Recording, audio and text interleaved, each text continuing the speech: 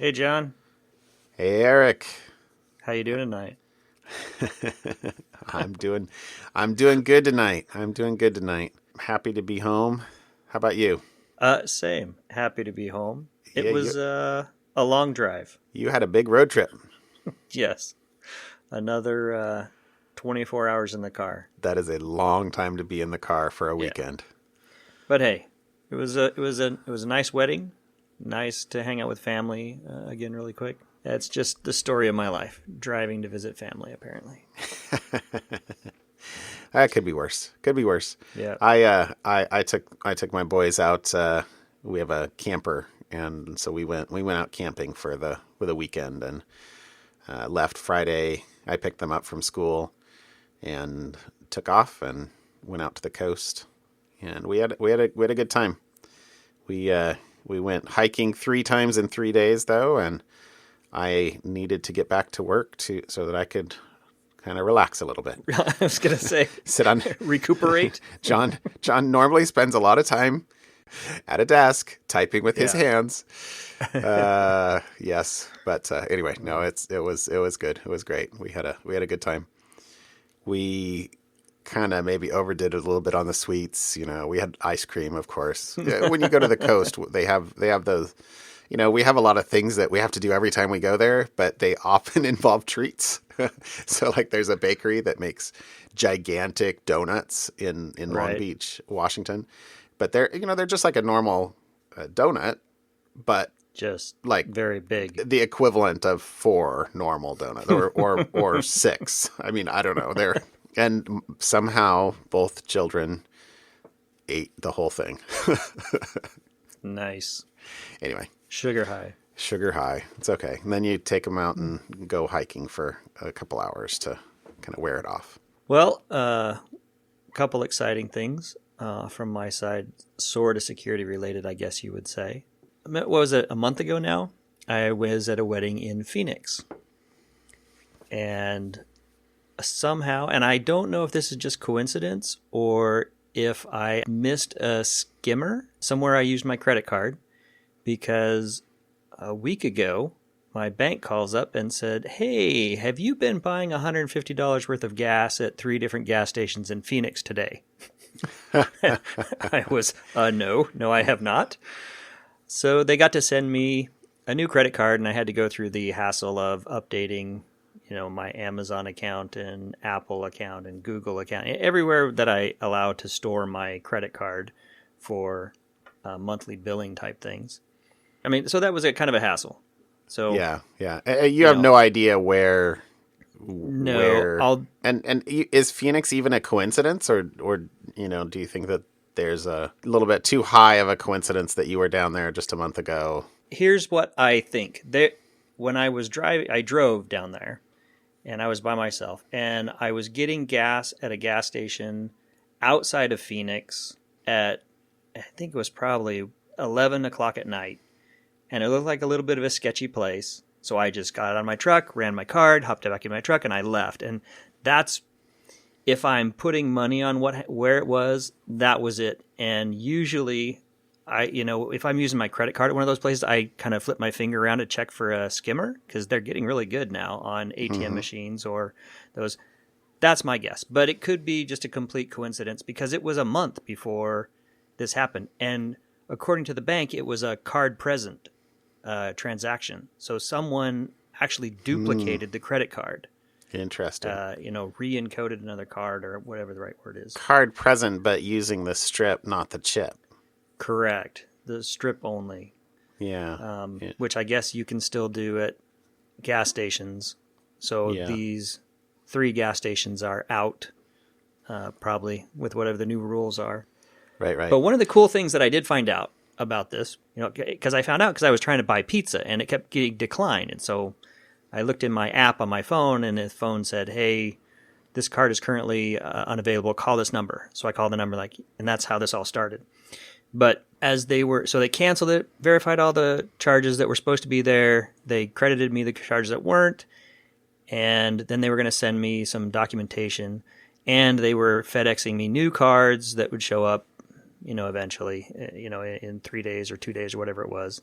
But since I had registered my credit card with Apple Pay, and I assume this would be the same for any other digital type payment apparatus I use, they were able to transfer that immediately since it wasn't the physical card.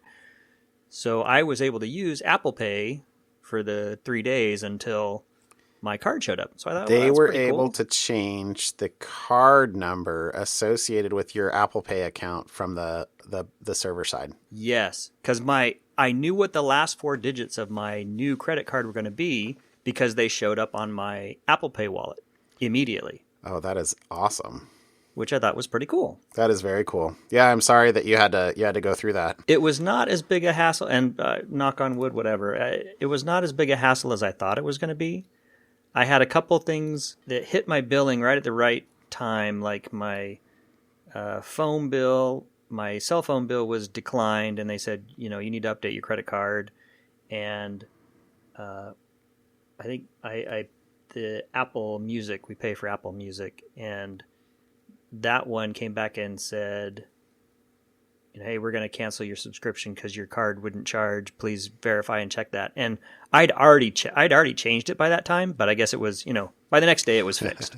You can tell that the back ends of these banks are still doing batch processing at midnight. Yes, exactly. the tape gets moved from one computer to the next or something still. Mm-hmm. So I had one bit of follow-up myself, which is the fact that Krebs wrote a follow-up piece to the Don't Share the Where that we talked about last week. And this is actually a massive, massive piece, which really is a topic in and of itself, but it's also a topic that has like so many implications. I think Brian did a great job of writing it all up. You should just go and read it. But the net thing out of that is 2 things I feel like are worth commenting on. The first of which is, how are companies able to do this in the first place? And it is, there was a rule set to go into effect that they could not, but it was set to go into effect December of 2016. And the Congress had 30 days in which to repeal it, and they did so on March 23rd, 2017. Oh my goodness! So this was kind of the predecessor to the net neutrality repeal that instead of treating cell carriers as telecommunications companies. So they that is how and why. And there's lots of quotes in Brian's article about people saying that, oh, but companies won't sell your data, and other quotes about you have to agree to do it. And so if you ask, and there are examples in there, they point you to their privacy policy, which you would do, or as you mentioned that last week of.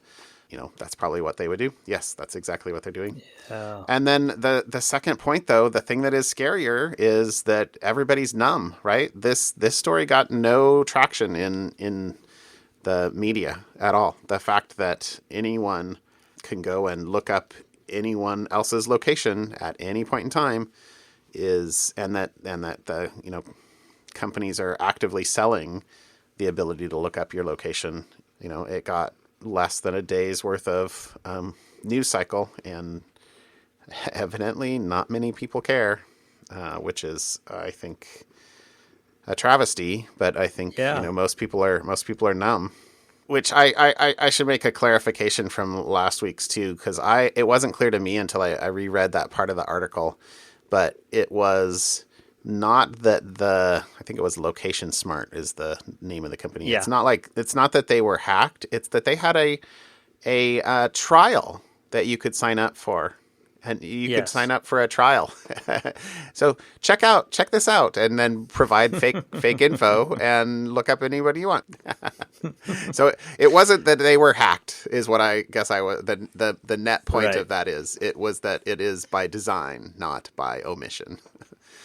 Yeah, but anyway, we'll put a link to the second Krebs article there. Why is your location data no longer private? It's a very long piece, In fact, he even included towards the end, for those of you who are still here, and thank you. Anyway, down at the very bottom, because it was quite long. That is unfortunate. That people. I think you're right. People are just numb anymore, and all sorts of apps do this kind of location tracking, and you've said yes and continued. Yeah, and you maybe checked the I agree box. Maybe I missed it, but or if I misunderstood. But the implication too in the article is that there was a rule in that you had to opt in or have an easy way to opt out, and there does not appear to be a way to opt out. The fact that you had to be able to opt out also seems to be dead. So if you, by the way, just, personally you, or anybody listening to this, I guess, if there is a way to opt out, I would be very curious for a link, because I would, of course, do that in a heartbeat. I'm going to go hunting for one just now. on general principle. It is sad that it's not getting more airtime. Yeah. Although I won't go there. Anyways. All right. Might be time to start a topic.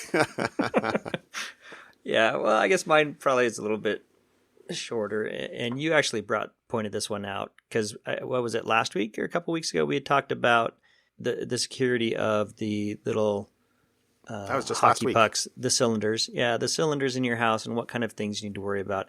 And the article popped up about someone she was having a conversation with her husband, and somehow the Alexa had picked up their background conversation and emailed that information to a random person in their contact list.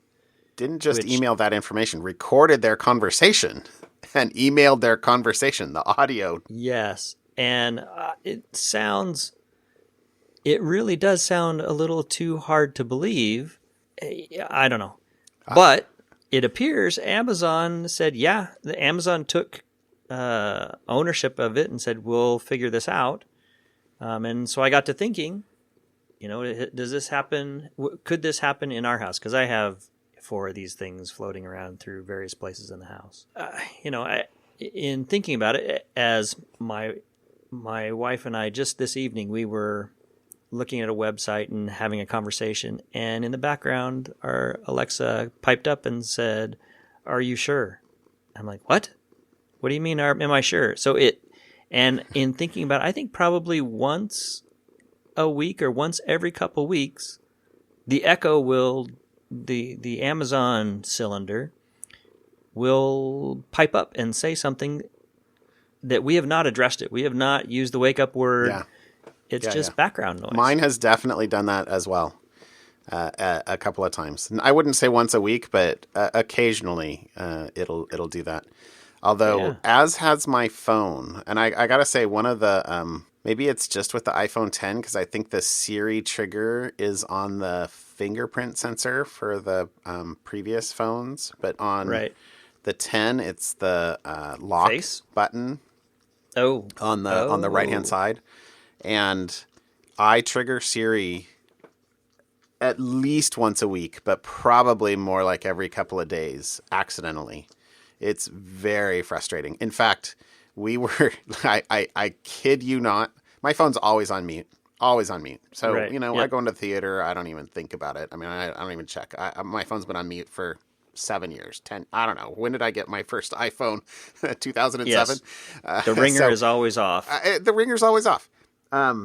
So I'm literally in the movie theater watching Infinity War, and Siri in my pocket chimes up and says, I didn't understood what you said. Please repeat it, like really loud. Evidently, it doesn't obey the mute switch, and evidently, I was crossing my legs or doing something to push the button while it was in my pocket. And I hurriedly had to kind of move, try to get inside. And I'm a jeans guy. I'm always wearing jeans. Had to kind of scrunch in the seat to try to get my hand into my pocket to pull my phone out, because it's like I forget what it did, but it seemed like it was continuing to talk at me, and I'm like, just shut up. And it was it opening my night? goodness. Yeah, it was. I think it was the opening day or something like that. And I mean, the theater was pretty full, and I'm like, yep, I'm that guy. Sorry. But Well, I will say, yeah. I have never had my Google Home wake up unexpectedly. Ooh. And I don't know if it's just because we don't Do you use it? converse with it as much as others. I think maybe in the house I'm the only one that does. But, conversation happens around, because I have them side by side. Conversation happens around them all the time. And Google has never, the Google Home bits have never woken up and asked me to repeat something that I didn't address it. So, anyways, I thought, I guess back to the article, which we'll link to. One of the interesting things that Amazon offered to do was to, because this person was using, I guess she had 5 of these little Echo Dots in her house to do for smart home, turning lights on and off and, temperature up and down. So she wasn't really using them apparently for other things. It was mostly just the smart home features, and Amazon offered to deprovision the communications, but allow her to still use the smart home features. How to protect your security issues for your Echo? Turn the mute button on. Hit the mute button. It's not very handy if you have to unusable. walk over and push the mute button before you can yell at it. It would be great if you could say, Alexa, turn on your mute button, and then you have to turn it off. I wonder if that works. Okay. Well, shall we move on to my topic? Yep. So I have I don't know that it's that long of a topic, but I thought this was an interesting GDPR fallout. So the General Data Privacy regulations in Europe went into effect last Friday, right? Yep. 25th of May. And and everyone in the United States should be aware of this. If not for any other reason than the avalanche of terms of service emails that you have probably been receiving for the last 2 weeks. Yes. From companies exactly. that I don't even remember signing up for. I have gotten a lot of emails. I'm like, oh, well, you have my info. Okay. I see. Exactly. But the interesting side effect, and I love side effects. Side effects are everywhere you look. You change one thing, and 3 other things that you didn't expect happened. But there's a Twitter thread that we can release here, and I'm sure there's some articles, but I as far as I could tell, this Twitter thread was the kind of initial source of some of these. But there are companies, and the first 2 in here were the USA Today and The Verge, that if you remember, you've probably seen the this site uses cookies to track you, little pop-up that'll come up from the bottom, or an overlay or something like that, and you have to, basically that's the consent form they're asking for storing info about you, right? Yep. And most people probably just hit yes, whatever, get me on to what I want to do.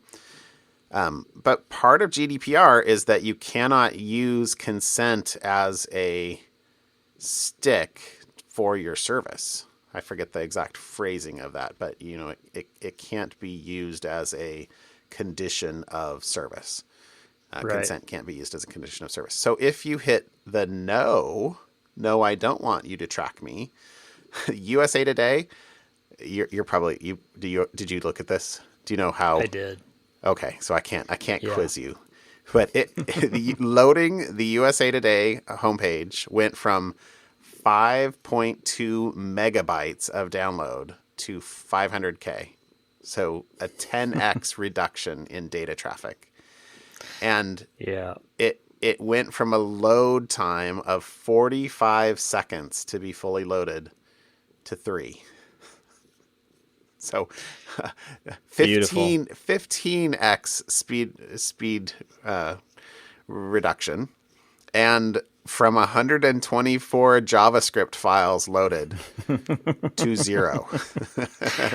Well, And sorry, one can't more complain about stat. that. Yeah, one more stat. From 500 requests to the server, 500 individual requests. And for people that aren't developers, a request, every image on a page is a separate request to the server. And depending on how the page is laid out, you could go get little snippets of different pages for the sidebars and things like that. But it went from a total of 500 requests to 34. So the GDPR, if you hit no in many of these cases, because it disables all the trackers. Again, what do Yep. people, intuitively think? They probably don't realize that 9/10 of their web browsing traffic is to track you. Right. 9/10, you're paying for downloads and everything else, and speed and time of viewing a web page. 9/10 of that weight, at least in these examples, is something that you don't want, likely. I've seen a bunch of stats like this. USA Today isn't the only site, right? There's a bunch of sites where they talk about how it's now much faster. There's some other people arguing that, well, that's what ad blockers have already done, so it's no different. But I think this is just a lull as companies become more familiar with GDPR. I think your USA Today speed will creep right back up to where it was eventually for Figuring out other reasons. What loopholes? Yeah, when they find, no one wants to, there'll probably be a few big cases initially with the GDPR violations, and then everybody will fall into okay, this is how it works, so we're going to.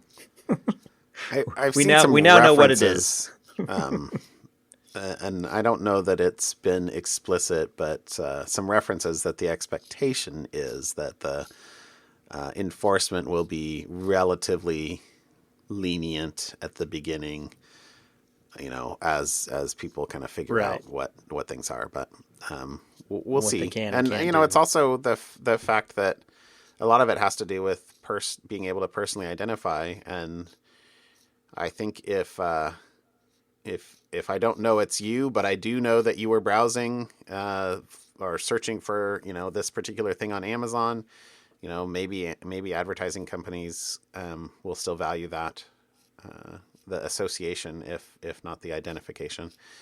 I don't know. Anyway, I find this to be an interesting side effect. And The Verge was the other thing where they went from 32 seconds to 5 seconds, from 61 files to 2, from in the half the data transfer. So I thought that was I find it interesting to think of both what these side effects are, but then also this is going to, maybe I only get a benefit of this for a little while, but this will totally change my browsing habits. I probably hit no on many things, but I think that my expectation was that no meant bye-bye. You couldn't see the site. Yeah. I think the other thing that we'll see how well it works is those companies. I'm sure you've seen a few of them out there that do location. I'm sure it's IP or region checking, geolocation checking, and they basically pop up a thing and say, we just noticed that you're in the EU and we won't serve any sites to you because of GDPR. So there's some sites, I don't know if there's any really big ones that just flat out won't even. I don't think, and I am not a lawyer, nor am I a GDPR expert, but I don't think that it has anything to do with where you're browsing from. I think it has to do with who you are. And so, I think that is, I expect that that's one of the things that might be proven to be not a valid interpretation over time. Yeah, and it'll be interesting to see how that affects a lot of expats in like I think we mentioned last week or a couple weeks ago, we work with a bunch of a number of EU citizens, and how does it affect them in the States? Right. If it is by person and not by where you physically are located. You know, if I travel to the UK or somewhere in the EU, can I still get my 5.2 megabytes of USA Today download? I suspect you can. I suspect you can. I haven't. We don't have any follow-ups from any of our friends, but I will be interested to figure that out over time. Yeah. So I had one other part of this, the GDPR thing, which was a kind of an anti-pattern that Tumblr's site did. Did you see this? Not until you mentioned it. So, for Tumblr, because again, I don't know the exact text of what they have to do, but they're basically saying these are the people we share your data with, and for Tumblr, it's 322. And if there is a select all, but there is no unselect all. So if you want to not share your data with the 322 Tumblr partners, you have to go check all 320 or uncheck all 322 boxes individually. Again, letter of the law, probably. That's right. Good user experience. Hey, yeah, we should. I'll be curious to see if in the next ATP, somebody asks Marco about that, or we should send a Ask ATP or something like that about, hey, there you go. Hey, Marco, would you have done this if you were still at Tumblr? Anyway, the funny thing I saw about that was, they're on a web page, right? They're checkboxes, so you could pretty easily uncheck them all with a single line of JavaScript if you open up the console. So there's examples of, here's how you do this, which, as a developer, You're like, yes, I know exactly how that is, but come on, nobody should be telling, not that my mom would be browsing anything on Tumblr to the best of my knowledge, but nobody should be telling my mom to go open up the dev console and type this line of JavaScript in here. Anyway, but that's another kind of fallout that I found interesting and in a kind of... Maybe that could be a new product for ad blockers or other browser plugins. GDP anti-compliance scripts. You want to browse Tumblr, but you don't want to. Yeah, that just seems like that's something easy to automate. I wonder how many other websites do something similar. Yeah. Like you say, The Verge, you just say accept and it goes away, but you can still say, I don't accept, and make that little message go away, and then you can still see the whole site. Right. So. Right. Anyways. Yeah. Well, anyway, that's my kind of topic for the week. Awesome. All right. Well, my fun thing this week, get right into that one. All right. What's fun? I have always loved time and how time is considered and calculated and figured out and everything around time. And I stumbled across this great article. It's a very nice write-up about the history of time, and it started with a guy, I guess he's developing a calendar. And he's trying to build a calendar and trying to figure out how time works in a global context. And it's a lot of it's tongue-in-cheek. It's a little bit it's written by a developer. So if coarse language is not your thing, you might want to skip it. There's a number of almost hilarious. But anyways, he goes through kind of the history of time, how time works, back to when we figured out minutes and seconds, and when we finally standardized on time, and the atomic standard, and then trying to build calendars. This is so cool. All the stuff that's messed around. It's a very well done website. The website is really cool if you scroll through the whole thing. And he talks about things that you didn't know. For example, did you know that if you were Samoan, you did not have December 30th, 2011? you went straight from December 29th to December 31st because they decided to move time zones, and they're right on the international date line. So he's got a bunch of fun facts about time and what happened, and where it was, how even in the early 1900s, there were some mix-ups between countries that wanted to participate in the Olympics because one was following the Gregorian calendar and one was still on the Julian calendar. And so when the Olympics were held on a certain day, a whole bunch of people showed up at the wrong time. Oh, not bad if you're early. Not good if you're late. Not bad if you're early. Exactly. And, just a number of other fun facts, like February 30th has actually happened twice in history. And one of the things that I did not know, because it's always confused me, is 12 a.m. noon or midnight? 12 a.m. is midnight. Well, up until 2008, 12 a.m., according to the United States government, up until 2008, 12 a.m. meant noon. What? And then in 2008, they swapped 12 p.m. to mean noon. What? I know. You're blowing my mind. This article is great. Anyways, you got to read through the whole thing. It's great. It talks about UTC. Back in the early days at my job where I work now, we have a global product, and we had products that integrate with it, and they all did time slightly differently. And that was one of the first things that I really pushed to clean up was, we all need to figure out. We all need to be on the same time. UTC, which yes. UTC is enough for everyone, right? Well, I would have been like, yeah, I don't understand. Anyways, so I lived in Spain for a couple of years, and so I used the 24-hour clock. I used date formats that are more European. In the U.S., we do stuff like month, day, year, and that always confuses non-Americans. Because it's more year, month, day, or day, month, year, you kind of increase or decrease in, right. Context, where Americans were all month, day, year thing. Anyways, so great fun article. If you're not into the development side, that's fine. The first, half of it's probably great. He even gets into stuff about inputting time or displaying relative and accessible time. Right? Instead of saying the actual date, you can say 2 minutes ago or 10 minutes ago or nice. 5 minutes ago, those kinds of things, and how those can screw up. Right. Which is awesome.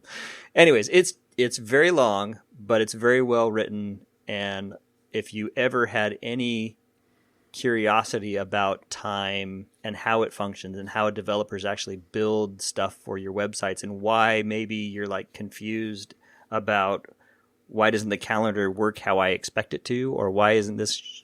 He's got an answer for why probably here in this article somewhere. Last week after we hung up, I went and had to go watch a Sunday sermon. Now I guess I'll have to read a webpage. It's great. Awesome. It is great. Anyway, so that's my something fun today. All right, you knock that one more out fun of the stuff park, to read, or out of time. Oh, the article's full of time puns as well, time as jokes you would expect. Yes. Oh, well, that's good. That's good. Well, I have something fun this week, except it was retracted, which makes me sad. But it was almost fun, and maybe it'll be fun again. We'll see. So, did you hear anything this week about Steam Link? I did not. I saw it roll through somewhere, but I didn't. I'm not a big gamer, so I just kind of saw it go by, but I didn't actually pay attention to it. So this is a Steam is the product that probably most people, at least in the United States, I don't know about outside the States, buy games on the PC and maybe even on the Mac for many things. Because Steam is awesome for buying games, right? You buy it once, it's just like the App Store, except it's cross-platform, and you buy your games, and then you can install them wherever you install the Steam client.